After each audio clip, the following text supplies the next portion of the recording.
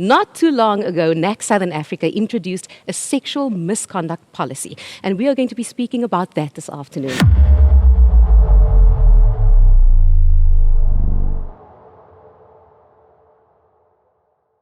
I've got Apostle Robert Worship with me and also have our topic expert, Hetty Sheppel. She is a psychologist and a lecturer and program manager at a national tertiary institution. She's also the chair of the sexual misconduct panel that reports directly to the district apostle. Why have we decided to introduce the sexual misconduct policy? Tracy, we introduced it after we identified that there was a gap in our pastoral support offering. Matters of sexual misconduct they don't fall into the normal realm of pastoral care. It's not the kind of thing where you go and visit, you have a prayer and everything's over and all done. Victims and perpetrators need interventions that definitely go outside of the normal way in which we support. So we identified that and we said, let's develop a framework that will guide the church in how to do that. And also, because of these are expert fields or fields of requiring expertise, we decided then a policy would guide us and then also be able to draw on the help from experts. And we know there are policies everywhere. Corporates have policies, governments have policies. But how serious is the church about this policy and implementing it? Well, we've been working on developing this policy for a few years. That is how seriously we actually started working on the policy. And we endeavor to do it the right way from the start. We have formal procedures, informal procedures for reporting, and we also start off with a confidentiality in place. We know there's one thing that's faster than the grapevine, and that's the NAC vine. How important is the obligation to confidentiality? So every minister is obligated to, by virtue of his ordination or his appointment, that he has to stick to a strict code of confidentiality. What we've done with the policy was we've layered it at different levels to ensure confidentiality. So a victim could contact the office, could contact the panel, could lay a charge, and that victim's rector may never know about it. The district rector may never know about it, the bishop or the apostle, because the first entry into the process is an independent process, verified by independent people, looked at it and investigated. Now, our ministers, are they educated properly to deal with these cases? At the moment, Tracy, no, not yet. So what we're doing now, we've just appointed the Apostle Area Safekeeping Facilitators. That's the title they will go by. And they are just enjoying their first part of a South African qualifications framework accredited course that they are doing. And they will train trainers in return. Let's touch on the very practical steps.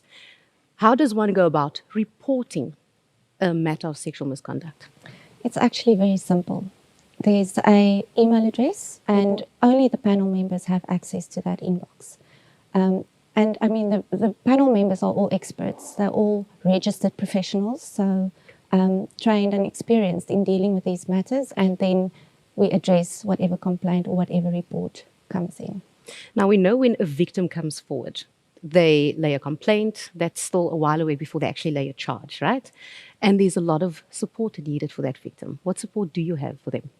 We do have a panel of experts who are registered with their respective statutory bodies.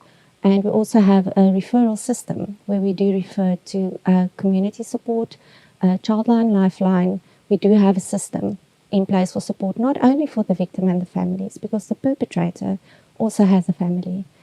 So we also want to support the perpetrator. How often will we be updating this policy? Well, this policy will be reviewed officially every 2 years. There is a formal panel to review the policy, which is independent of the actual sexual misconduct panel, which are also comprised of experts that will review and monitor and evaluate the efficacy of the policy.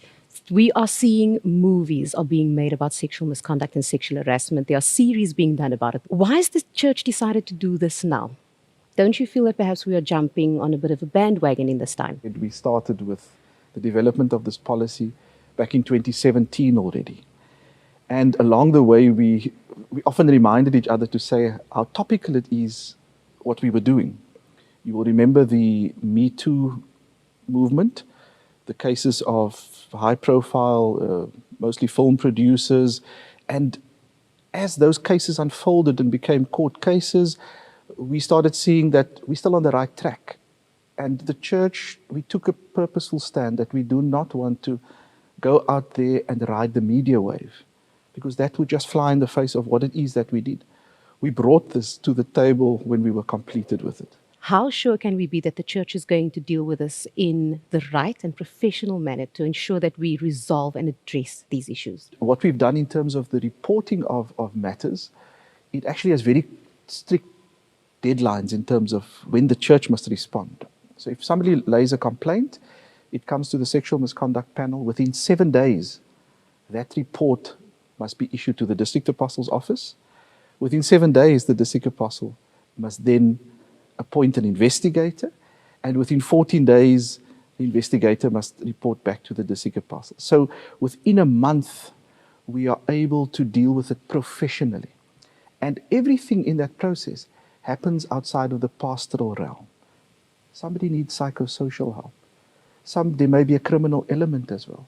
We may need to involve legal experts. And we have purposefully said, let's first sanitize the process from anything else other than giving the person the kind of support that they need. Closing thoughts from both of you. I'll start with you, Hetty. Well, within our church community, the time has passed where we can say that it's somebody else's problem. Each and every one of us have to be an agent to prevent, firstly, and to protect the vulnerable individuals in our church community, especially the children.